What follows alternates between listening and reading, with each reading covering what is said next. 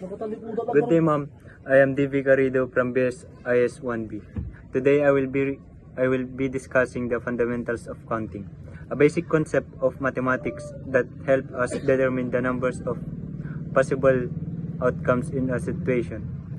I choose this topic because it is simple yet very important in field of information technology.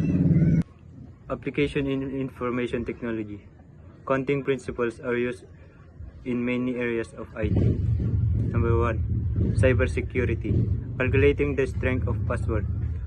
The more combinations, the harder to hack. Number 2. Programming. Determining all possible outputs of a program with multiple inputs. Number 3. Database system.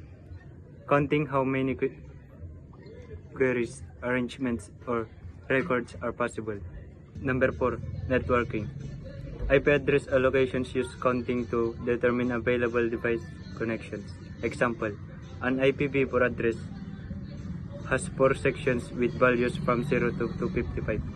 Total possible addresses equals 256 raised to 4 equals 4.3 billion IP addresses. Reflection. Through this topic, I realized that mathematics, especially counting principles, plays an important role in IT.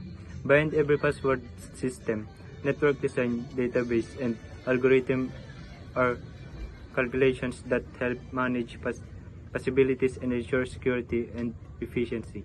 Understanding the fundamentals